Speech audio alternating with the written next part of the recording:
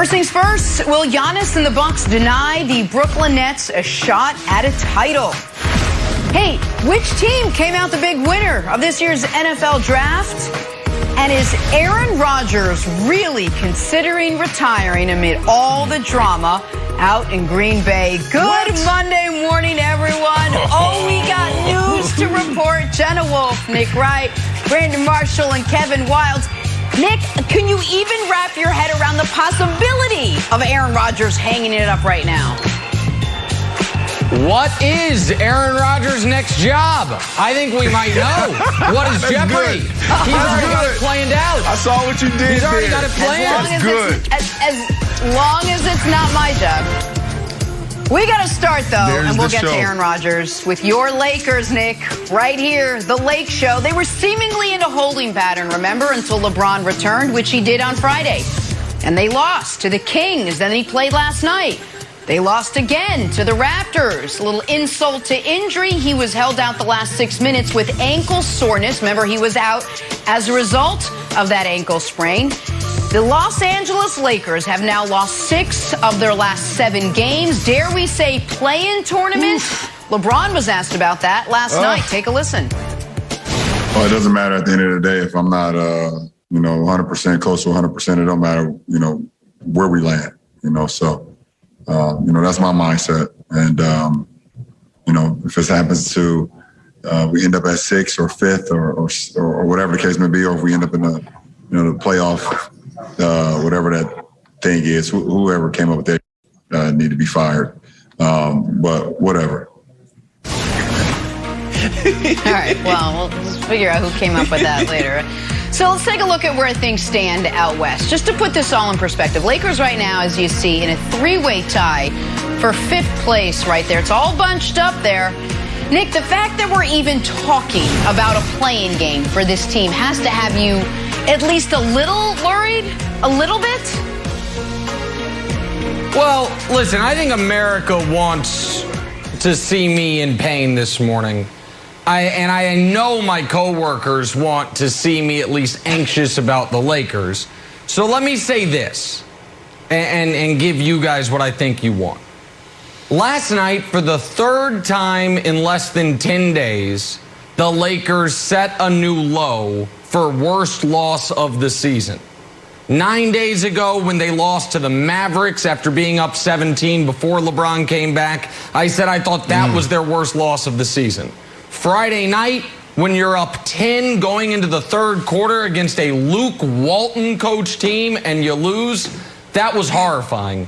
And yesterday, everything that happened after the 1st quarter, most notably the 2nd quarter, which might have been the worst quarter of basketball the Lakers have played in 2 years, was the new low. So they had 3 losses in 9 days that all could be their worst loss of the season. More concerning is this.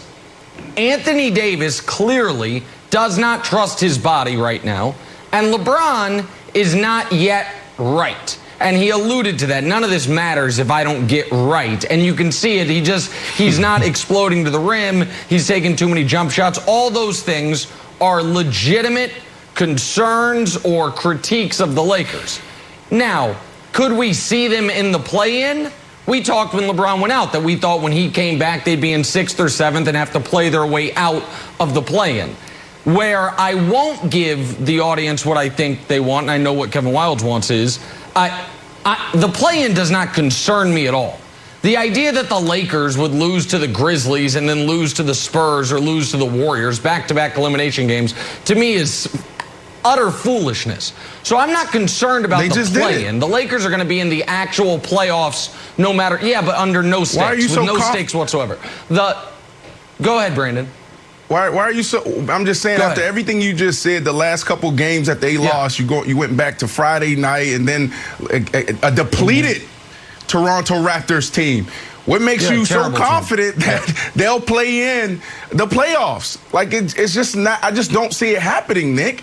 They're not a good team. And this, you also talked about Anthony Davis. I want to understand what you're saying. Hold on, real quick. I want to understand what you're saying. You think that when the playoffs are set and it's down to 8 teams and the play-in is over, you think the Lakers are not going to be a part of it? That's what you think right now? No, No, what I'm saying to you is you shouldn't be so confident because they're not showing it. Okay. Anthony Davis, you're talking about trusting his body. This has nothing to do with his body. This has something to do with what's going on in between the ears. Something's going on with his game. 12 points. What was he, 6 for 12 or whatever it was? He wasn't good yesterday. 5 for and he 16. hasn't been good. Yep. 5 for 16. He hasn't been good all year when on the court. So their big two, the Toronto Raptors, depleted Toronto Raptors, outplayed the Lakers' big two. That is a problem. And they need to figure that out. LeBron James, he'll get healthy. LeBron James will be better. But like we talked about last week, for them to have a chance, LeBron James have to play the best basketball of his life. We're talking about 40 points a night. And I don't see that happening. That's not the style of basketball LeBron wants to play or should play at this point of his career. The Toronto Raptors was without three or four of their top guys. Like, we're talking about off the bench, Fred VanVleet. Like, that was not a good outing for the Lakers, Wiles. This is a big problem. They should be extremely worried. Yeah, I don't know if they should be extremely worried, but they should certainly be worried. And, Nick, we've talked, a long time about how LeBron does such a good job being the face of the league and, in some respects, the face of American sports.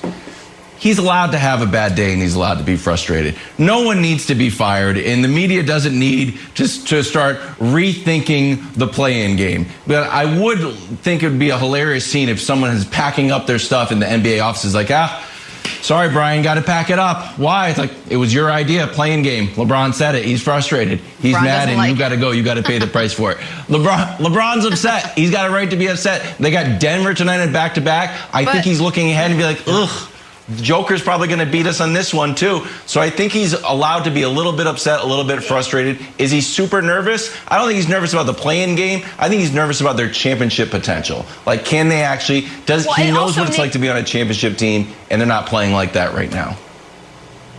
It also feels like they're running out of games. What do you have, like 8 games left? Do you get the feeling that, yeah, they would be okay if they had more time to get okay, but they're running out of time? No, I think they'd love if the playoffs could start on Wednesday. I don't think it's a time issue. I mean, they would like LeBron to get a few more games under his belt after the longest absence of his career. But I think that for some reason, and I understood why this happened last year. I understood why going into the bubble last year, there was a collective American sports media amnesia of what playoff LeBron James means. Because in 2019, we didn't see it. He wasn't there. In 2018, we saw his best playoff performance, you could argue, start to finish ever. But 2019, we didn't see it. And so last year, people forgot. And people were talking about the path, oh my God, through the Blazers. They're going to have to beat the Blazers in round 1. Then the Rockets, what are they going to do? And then they waltzed to the championship. Do I think this year will be a waltz to the championship? No. But do I think folks are drastically overstating the trouble the Lakers are in? Yeah, and by the way, Brandon, I think that is your level of concern, or however you want to put it, is only going to grow. Because over their they have 8 games left. 4 of those 8 are the second night of a back-to-back. I'll be very clear. I don't think the Lakers are going to play great down the stretch. If they avoid the play-in, it's going to be because Portland's mediocre, and Portland, up until very recently, was on a bad stretch. The play-in just does not concern me at all. So what I hear you saying is they'll play bad, they'll continue to play bad down the stretch, and then once the playoffs happen, turn on, LeBron James is just going to snap into it. Anthony Davis, he's going to snap into it. This season drought, that's what's going to happen. That's what I hear you saying. Well, I don't know if AD will snap into it, but I don't think they need AD to snap into it until the conference finals. I don't think they need AD to snap into the conference finals. Nick, that's how they won it last year. AD played sensational in the bubble. AD played very well, and I would challenge anyone to, in their heart of hearts, say there is a series, if we went back to last year's bubble and you replaced AD with just a league average big, it's like, oh, the Rockets would have picked him off. Oh, man, the Nuggets would have picked him off. Oh, the undermanned Heat, it wouldn't have happened. So, no, they will need AD to win the title. but I do not think they will need AD to immediately be full force Anthony Davis for them to be fine. Well, hey, I could be wrong. Listen, I've been betting on LeBron for 15 years. I was wrong in 2011. It's a decade later. Maybe it's going to happen again. This is the year not to bet on him, bro. This is going to be the year. Don't bet on this year, bro. Don't bet on him this year. Well, guys, those 8 games start tonight. Lakers home against the Nuggets. LeBron's status uncertain. Back talking the NFL draft. Which team came out big winners of the 3-day extravaganza? We'll tell you next. Brandon, you are a fantastic snapper. Bet the Nets. We're drawing a blank here on a Monday morning NFL draft. Wrapping up on Saturday. Now comes the hard part. Waiting. Got to wait for training camps to open up to get a look at how these rookies are going to fit in year 1. So, Brandon, the team that had the best draft was blank. Jenna, you didn't say anything about my outfit today. What color am I wearing? Can you see it? It is what color? green, my friend. Help me out here. No, it's not green. It's jet green, Jenna. It's jet green. The Jets had the best draft. Jets, Jets. Look, everybody's talking about the top 3 guys, rightfully so. Zach Wilson. I haven't talked a lot about him because I was standing on the table for who?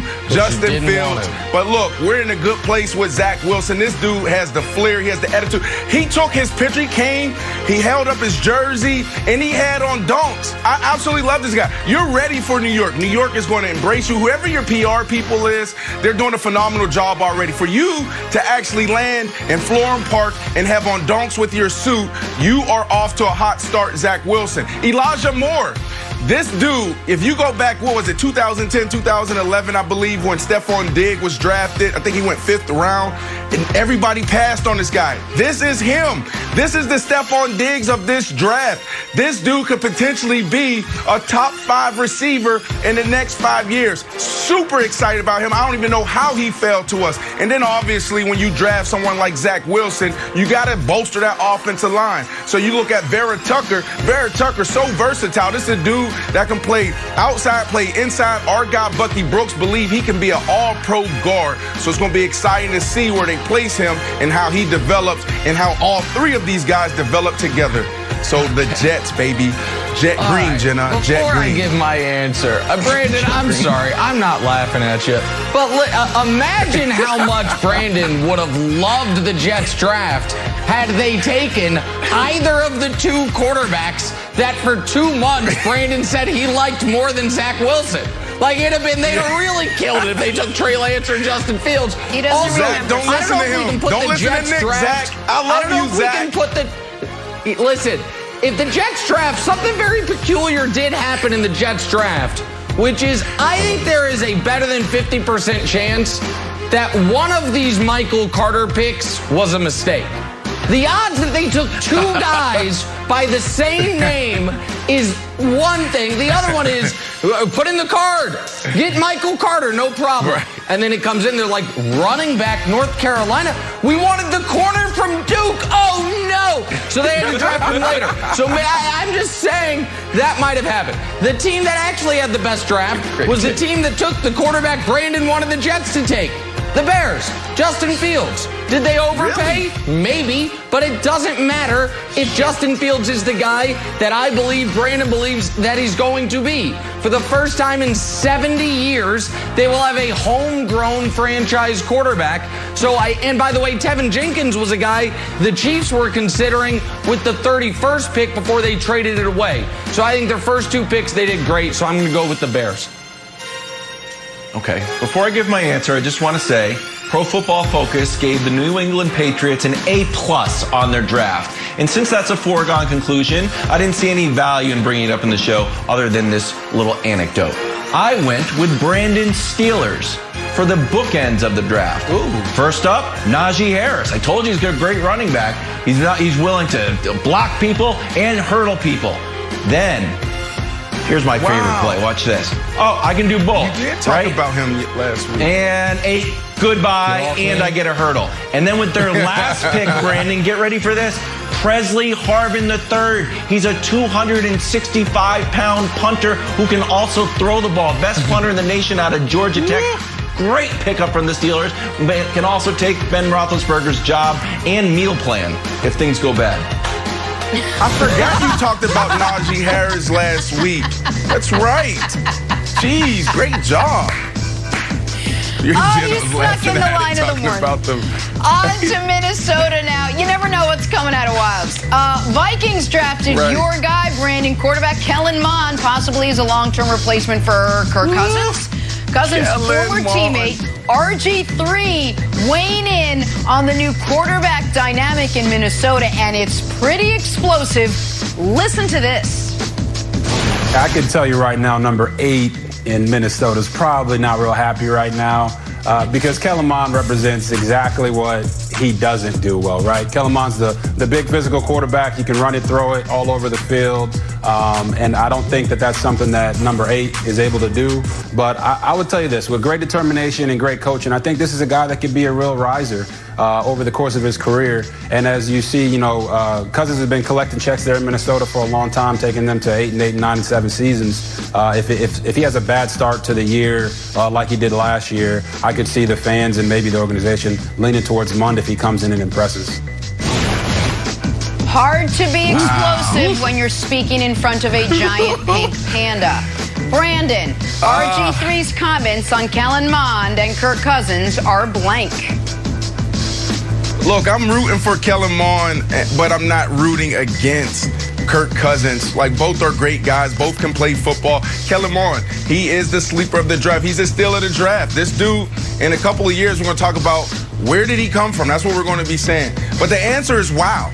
When I was listening to this, he went on for a couple of minutes. I was like, wow, this dude is really good. Where did RG3 come from? Fox, you need to call this guy. I can see him in a booth. He was really smooth. And then I had to realize what he was saying after I, got lost in, his art and the science of how he was articulating himself.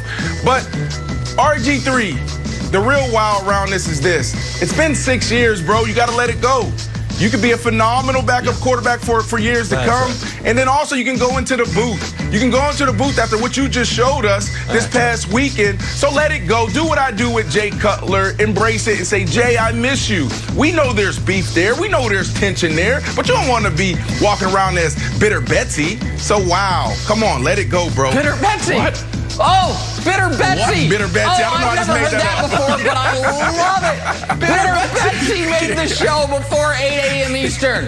All right, but Brandon said, after Brandon gave Kellen Mond all his flowers and then said RG3 is the next Tony Romo, Brandon got to the actual take, which is this is all about this is how RG3 was feeling when they drafted Kirk Cousins after drafting him. Ooh. Same draft. So my answer is projection. He's just projecting onto Cousins feelings about Kellen Mond that RG3 had about Cousins. So it's just projection, Wilds. Right. We know that. Okay, good job for you not mentioning when RG3 came on this show and called you out, called you my buddy Nick, and then ripped you or took you to task for criticizing him. Now RG3 is criticizing Kirk Cousins. So good job for you not mentioning it. I will mention it as a solid teammate. My answer is another jersey, because this show is the #1 supporter of all things Kellen Mond, which brings Brandon's fanhood to Minnesota, which I now have this list here. Brandon, tell me if I'm missing anybody. Teams that Brandon will universally support. Adding the Vikings, the Broncos, the Bears with Justin Fields, the Dolphins, the Steelers, the Seahawks, the Bills, and the Jets. Did we miss anybody? Seahawks, Bills, Jets. It's everybody. The last 4 is the right ones. Listen, I got to give my analysis. You guys asked me who's going to win this weekend, who's going to win the AFC this or AFC that. Like, I can't give you my answer. Come on, man. No, God forbid those teams play each other. We're going to be in a bad spot. He's got room for 7 teams in that big heart of his. Time for the weekend. This weekend's weird and wonderful. Dodgers had the lumber out yesterday. A.J. Pollock, Matt Beatty combining for 15 RBI. Pretty wonderful stuff. Dodgers with a 16-4 rout of the Brewers. Not wonderful enough, though, for our guy, Kevin Wilds. KW, what do you got for us? What? Oh, we're going to start with America's favorite pastime, a kind of brawl. Amir Garrett strikes out Anthony Rizzo, starts yelling at him. Anthony Rizzo's like, oh, geez. Amir Garrett's like, yeah, you heard me. That's my boy. Next thing you know, the Cubs are furious. So this is a bench-clearing nothing. based on just talking trash. Now, you might wonder, why would everyone be so fired up because of just talking? Well, let's do a flashback to 2019 when Amir Garrett heard chirping, from the Pirates dugout, and guess what? All the Pirates here at Cubs. Oh my gosh, I'll fight every Pirate, including Johnny Depp. So Amir Garrett, good job, Cubs. You got to be on the lookout because he might beat you all up. Moving on to the Why wonderful. did you do that to Anthony Rizzo? Well, he's letting people know. Phillies fan makes a great catch here. Fantastic catch by this Phillies fan. Good barehanded stack. Is that the right one? No, I thought it was on the third baseline, but solid home run catch by this Phillies fan. Good job, buddy. Your friend made a great one, too. And finally, Justin Upton with the odd 1-2-3 double play. Bounce off the pitcher's chest. Catcher gets it. Thrown on first base. Fantastic job here by the Cubs. Big winners. Oh, it's not by the Cubs, by the Mariners. Sorry about that. Ooh. It's got solid play. Wild's got totally thrown by multiple barehanded catches by fans. Sorry. There were too many great catches by fans. Threw off Wild's whole bit. Tune in an hour. Here's some random information. Angels are 13-13 to start the season. Oh, how about that guy? Cleans up awfully nicely. That's Aaron Rodgers. How likely is it that he's played his last snap in Green Bay? Oh, no, let's stay on the Kentucky Derby. That was nice. We'll tell you next. First things first. Back here on a Monday morning, Aaron Rodgers was at the Kentucky Derby over the weekend, clearly enjoying himself, something he appears not to be doing in Green Bay. Rodgers telling NBC Sports he's disappointed that his little rift with the Packers, maybe not so little, has gone public. Just how disappointed is he? Well, he reportedly wants GM Brian Gutekunst fired. Remember, Gutekunst drafted Rodgers' replacement Jordan Love just last year. Well, the GM was asked about it. Take a listen to this. Aaron hasn't said anything like that to me, and certainly hasn't said anything publicly. So I think it's a little unfair to kind of put that on him. But listen, you certainly don't like to hear those things, but at the same time, it's kind of part of the gig in the National Football League. So but no, nothing's been communicated directly to me. That is how you verbally sidestep. We got Packers Super Bowl champ Greg Jennings with us now, but Nick, I'm going to start with you. I'm curious to know what your reaction was to this report. Well, a lot. Listen, it's certainly not always part of the gig that the best player in the history of your franchise wants you fired. That's not the way life is, for example, for Brett Veach in Kansas City. He's like, it's part of the job. It's, Mahomes just wants me canned. But when you attempt to execute a palace coup and it goes awry, sometimes you lose your job. Sometimes it works out. Napoleon, it worked out great for him, executed a coup and became Napoleon Bonaparte. Good for him. For Gutekunst, that isn't going that way. It just isn't going that way. He tried to oust Aaron Rodgers by trading up to draft Aaron Rodgers' replacement. And Aaron Rodgers responded to that by having arguably his greatest season ever. And now, Aaron Rodgers, I would say if you're a Packer fan, this is the first good news you've had in quite some time. Because Aaron Rodgers is offering you a super easy solution. Fire him. Fire him and I'll be happy. Now, you can say that's unfair, that's mean, but if we are being honest, Brian Gutekunst was attempting to fire Aaron Rodgers by trading up to draft his replacement with a first-round pick. Right. And Aaron Rodgers said, okay, you had a bit of power. If I play well enough, I can wrest it all away from you. And that's what he did. And so this is very, very simple for the Green Bay Packers organization. On one hand, you have someone who is literally irreplaceable and is one of the two best people in the world at what they do. And on the other hand, you have, with respect, just a guy. Brian Gutekunst in his industry is just a guy. And so you didn't want it to come to this, but if it has, then you choose option A over option B 100 times out of 100, Greg. I agree. You said something about Aaron Rodgers being irreplaceable. He is, in fact, irreplaceable in this moment of where the Packers live and stand with their quarterback situation. He's flat out irreplaceable because of what he's been able to do the past season, coming off the MVP season, what he's been able to do with the personnel that you've provided him with. But this reminds me of the Netflix series Queen's Gambit, where Beth Harmon, the character, played. Like when she was playing, everybody understands the game of chess, and you got to be a thinker in chess. You got to kind of know what your opponent's going to do, anticipate moves, already have in your mind what you think they're going to do so you have a counter. Aaron Rodgers played a move on the chessboard that the Packers had no idea he would be even willing or consider playing. And the Packers right now are getting up from the table like Beth Harmon did when she was thrown off, going to the bathroom, trying to scramble. And when you listen to Brian Gutekunst, and he's talking about this is a part of the gig. No, it is not. Brandon, I don't know another player that has said, hey, you fire the GM and I'm in, I'll stay. I don't know any other player that has thrown that type of weight around, and a player that has the ability to. And Aaron Rodgers, he has afforded himself the opportunity and the ability to do that because of how he has played, and strategically he understands what the Packers do not have, and that is control. He has all the cards in his hand. He knows if he's out, this team is not going to be successful, period. Yeah, man. Listen, but why can't they get along? Call your boys, Greg. They need a mediator. You need to fly out there and help them out. 2018, Brian Gutekunst. Let's look at his classes. 2018 was solid.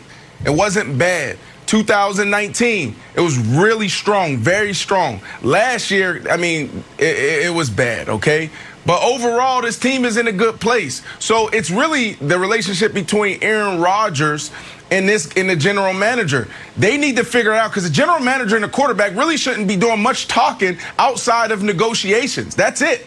That's the only thing they should be talking about. Correct. We see it all the time on the field. Every once in a while, the general manager comes down out of his office and he'll watch a couple periods and go back. There's a few general managers that's out there every single day, but for the most part, the players don't interact with the general manager. If you look at it in the grand scheme of things, he's not doing a terrible job. Now, him trying to be a general manager, what he needs to understand right now in this season, in this part of this phase, is that this is not a negotiation. It's a hostile takeover. That's what it is. Aaron Rodgers says, I want X, Y, and Z. You give Aaron Rodgers X, Y, and Z, and 1, 2, 3. You give him more. That's what you do. And that's what he's not realizing, and that's why it's going left. Like, he'll forgive you. You went out there and you got Jordan, you got Love. Fine, great. I'm gonna rub it in your face every chance I get, Wilds. But moving forward, you need to respect my position, and you need to understand the leverage that I have. And he's not doing that, and that's why it's getting worse. Okay. I don't think it's a hostile takeover. I think it is a silly wish list, like you would see, you would sit on Santa's lap and give. Because here's what, and Nick, tell me I'm wrong here, but this is my general overview of what I've heard Aaron Rodgers may or may not want. And we still don't know, because he talked to Mike Tirico off camera at the Kentucky Derby, and he's mad about the reports getting out. But of course, he wouldn't tell us what the truth was, because he wanted to stay off camera. So that being said, here we go. He wants a contract extension. He wants to be traded to the Raiders. Yes. He wants to be traded to the Broncos. He wants the GM to be fired. He might want to retire. He might want to host Jeopardy. I think that's everything. I would prefer, Nick, if Aaron Rodgers just came out, and again, I'm advocating to go on your podcast, or, directly we'll do a little interview one-on-one with Nick Wright, Aaron Rodgers, sit down, and just say exactly what you want. Because these things are in conflict with each other, and they don't make any sense. But he wants to be a Packer for life.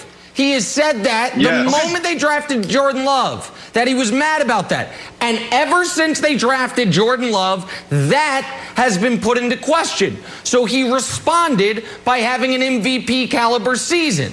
They responded to that by not giving him a new contract, by not trading Jordan Love. So now it is a you or me situation.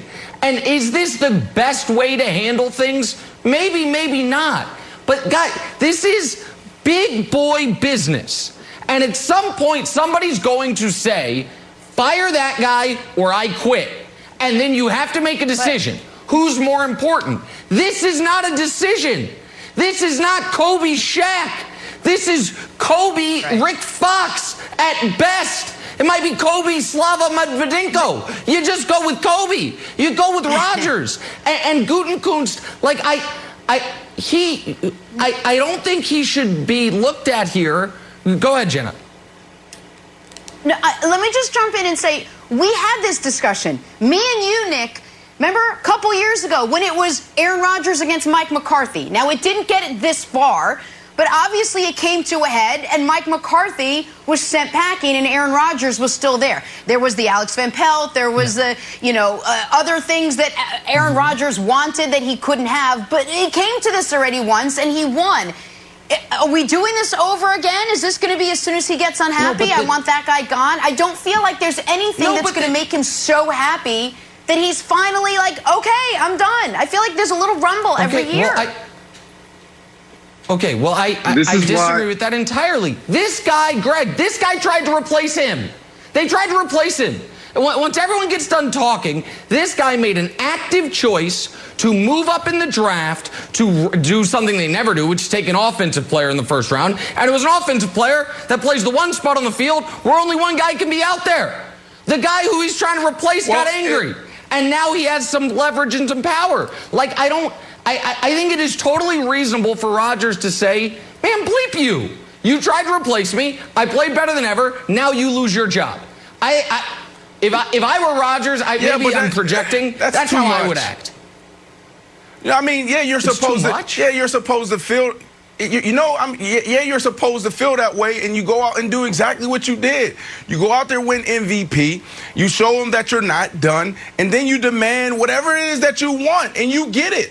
But as far as saying, oh, now you lose your job, like, that's his job. That's the general manager's job. Maybe it was a year or two too soon, but that's his job, is to replace every player on that roster, because the injury rate in the National Football League is 100%.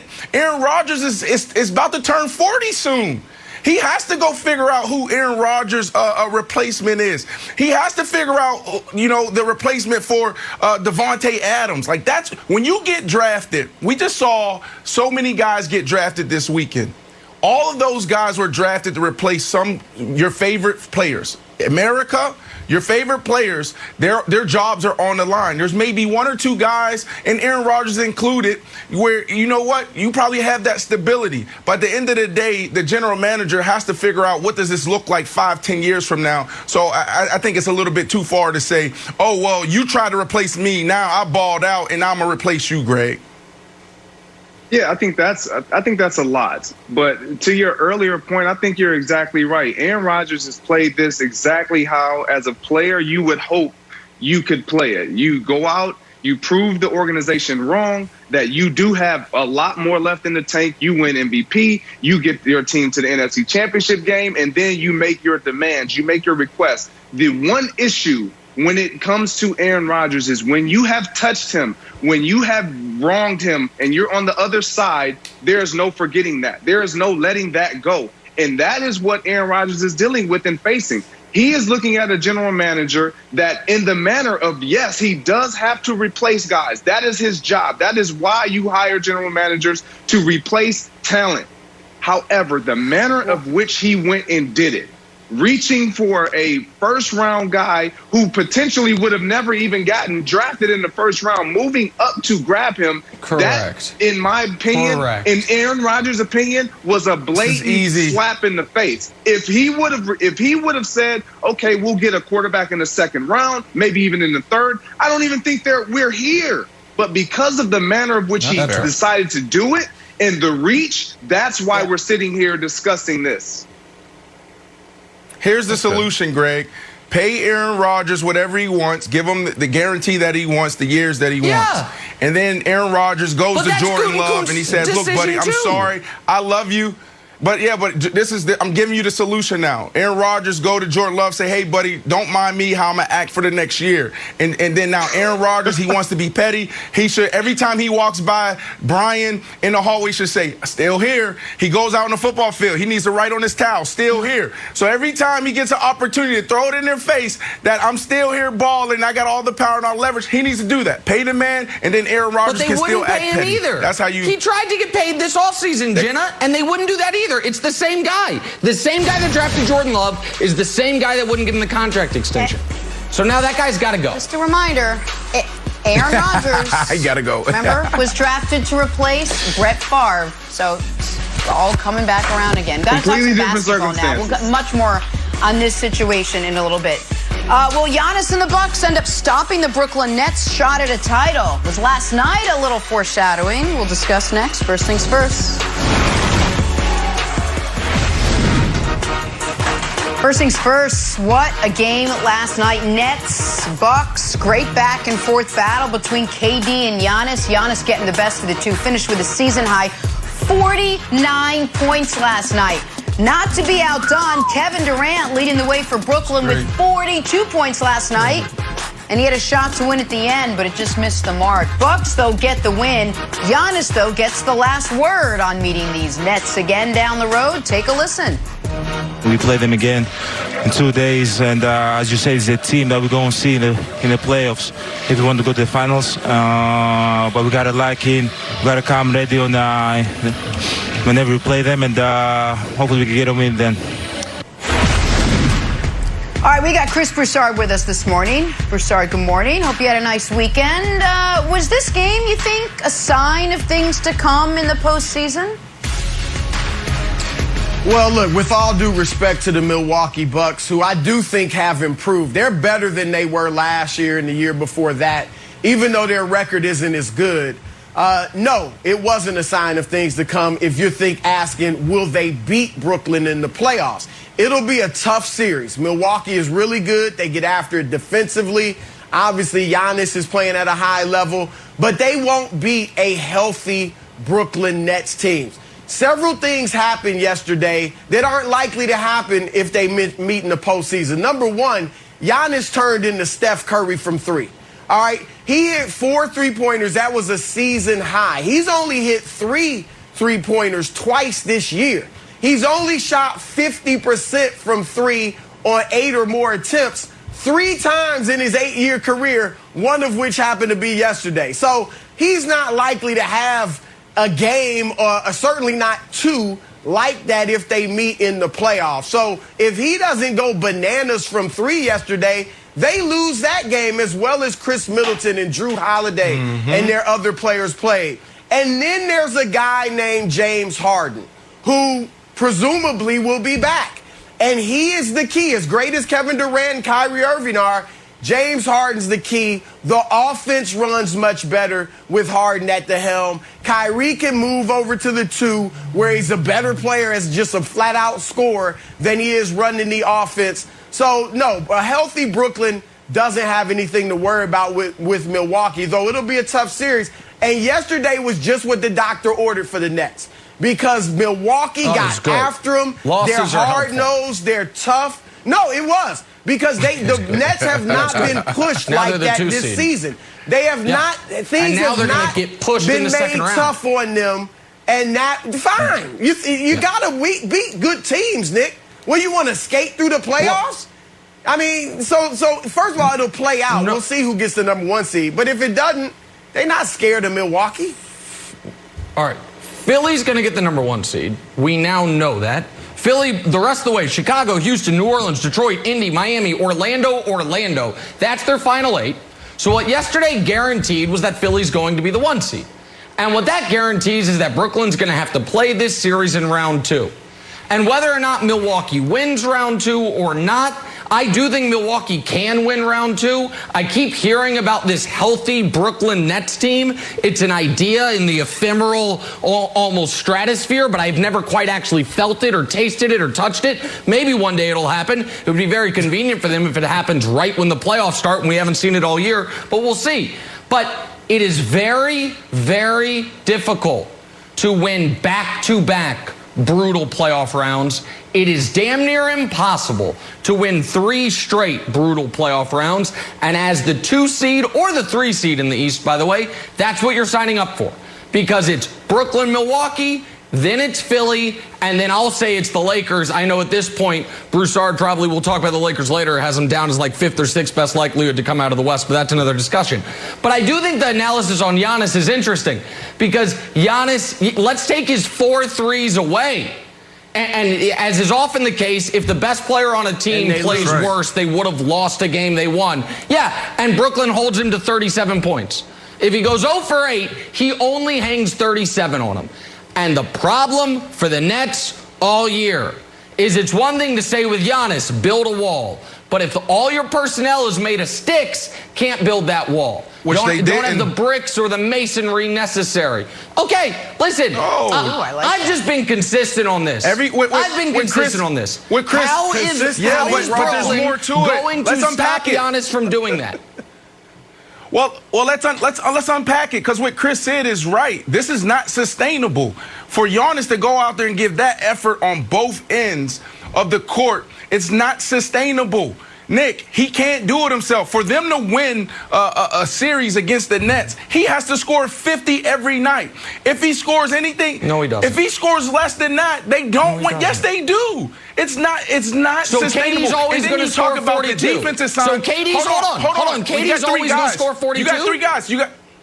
You got 3 guys. You got 3 guys that can give you 25 points a night. That's what you have. Yes, in their small sample size of them playing on the court, being on the court together 7 games, that's what they were averaging. A small sample size, but that's what we're seeing. That's what the numbers telling us. But here's the deal: on the defensive side, they didn't play any defense when talking about scheme. When they played Philly, what did they do against Embiid? They showed their cards. The Nets, Nash, what they did, they doubled Embiid at the perimeter. They played defense. Right? Last night, they played man-to-man. They didn't even play any. They didn't even build the wall. Everybody has the book on Giannis, how to stop Giannis. Everybody knows that. They didn't do that last night. They kept guys one-on-one and let Giannis beat them. That's what they did. So it'll be interesting to see what happens 2 days from now when they play again, what they're going to do on the defensive side. But this is not sustainable. Here's the book on Giannis and why he always folds in the playoffs. Last 4 postseasons, when he plays less than 34 minutes, they're 13-0. When he plays more than 34 minutes, they're 7-17. It's not sustainable, Wilds. But, Brandon, you think that Giannis is not going to be built for the playoffs just endurance-wise? He hasn't been built for the playoffs the last 4 postseasons. I gave you the numbers. The numbers don't lie. Nick's a big fan of numbers. That's last year. That's what. Remember, Nick? That's all we were talking about in the bubble. You were like, Bud, why won't Bud play him more? Why won't Bud play him more? He can't do it. Yeah, and which is why, right? Well, no, okay. So Bud made a huge mistake last year, which is why this year he is playing more minutes. I would argue that number's wildly misleading, the 13-0 playing under 34 minutes, because the Bucks the last 2 years have been the 1 seed. So in the first round, they're playing Orlando or some terrible team. Giannis plays 27 minutes through 3 quarters. They're up by 28 points, and he doesn't play in the 4th. Understandably, the Bucks and Budenholzer's postseason resume is not good. But this is a different team. They added Drew Holiday, who put Kyrie Irving in jail last night, and they added PJ Tucker at the deadline, who is incredibly valuable for them. But we can't say Giannis isn't going to score 49, but KD's always going to get his 42. And we can't act like when you insert Harden that doesn't then take some shots away from either Durant or Kyrie. But the problem for the Nets last night, Broussard, what do you mean stop it? It's a fact. The problem for the Nets last night was not offense. 114 points should be enough. The problem was defense, as it's been all year. They're now 26th in defense. They've actually moved down. They are as bad defensively as I promised you they would be. There's no way out of that one. You know it's right. They got 8 games left. They're 26th in defense. Break their defense down into halves. What do you mean? Break it down into the first half of the season and the second half of the season. Break it down into the summer solstice. Break it down to halves and see what that. They're 15th to 16th in defense. Nick is clearly projecting his concerns about the Lakers onto the Brooklyn Nets. That's what this is really all about. We'll get to that later, though. Look, James Harden isn't coming in and taking away from anyone, Nick. All you have to do is watch their games. I mean, I don't want to go overboard, but it's kind of like dropping Magic Johnson into that lineup. He's going to get everybody better looks, okay? Kevin Durant's looks will be better. Kyrie Irving's looks will be better. He won't get locked up by Drew Holiday when he's playing the 2 and Harden's playing the point. They'll have an extra guy they've got to worry about. So you can just stop it, Nick. It's not happening. Now, if you want to say if Brooklyn's not healthy, right. And Middleton was phenomenal yesterday. Drew was very good. Bryn Forbes looked like an all-star. And Giannis, of course, played out of this world. The case. And they still barely beat the injured Nets at home. Stop it. Well, that is Durant at the end. It almost went in. Buzzer beater. If you like this conversation, these two teams go at it again tomorrow night in Milwaukee. We will have another one the day after tomorrow as the chase for that #1 seed continues. All right, we got to talk some more Aaron Rodgers now. Is he actually considering retiring instead of returning to the Green Bay Packers? Turmoil in the tundra. What, Jenna? Retirement. What? On Thursday, Pro Football is back with the Spring League on FS1. The season kicking off with a big doubleheader. You got the Alphas taking on the Aviators at 7, then the Conquerors battling the Linemen at 10. It all begins Thursday night on Fox Sports 1 and the Fox Sports app. Get after it. Time now for stories to start your morning, sponsored by Ram Trucks, built to serve. Aaron Rodgers was at the Kentucky Derby over the weekend. Clearly enjoying himself, something he appears not to be doing. Out in Green Bay, Rodgers telling NBC Sports he's disappointed that his riff with the Packers has gone public. How disappointed? Well, he reportedly wants Green Bay to fire GM Brian Gutekunst, who drafted Rodgers' replacement Jordan Love just last year. The GM was asked about it. Here's what he had to say. Aaron hasn't said anything like that to me, and certainly hasn't said anything publicly. So I think it's a little unfair to kind of, put that on him. But, listen, you certainly don't like to hear those things, but at the same time, it's kind of part of the gig in the National Football League. So, but no, nothing's been communicated directly to me. All right, Nick, what was your reaction to all of this? But listen, my reaction is this is exactly what I would do. So maybe that's why I'm defending Aaron Rodgers. If all of a sudden I find out that some guy, and that's what Brian Gutekunst is, some guy who has a fancy title because he's been with the company for 25 years and eventually elevated up, tried to preemptively replace me, and now after that won't pay me accordingly, and I am coming off my greatest performance arguably ever, I am going above his head and say pick him or me, because I ain't working for him anymore. Not happening. Not interested. And I think it is instructive to remind the audience of the show we did last year, the Friday after the draft. What was the lead? What was the recurring topic? Can you believe what the Packers did? Because it was so shocking. And it was even more shocking to Rodgers because no one called him and gave him the heads up. So if Brian Gutekunst is going to Game of Thrones style try to seize power and unseat Rodgers, and then there's a power struggle and Rodgers came true. We lost Nick. I'm glad we lost Nick, because what Nick is talking about is off. Wow, think about this. Aaron Rodgers did exactly what he was supposed to do. You go out there and you ball. You become the MVP. You have all the leverage, and you know what? You sit down and say, this is what I want. And that's where the breakdown is. They shouldn't have to pick between the two.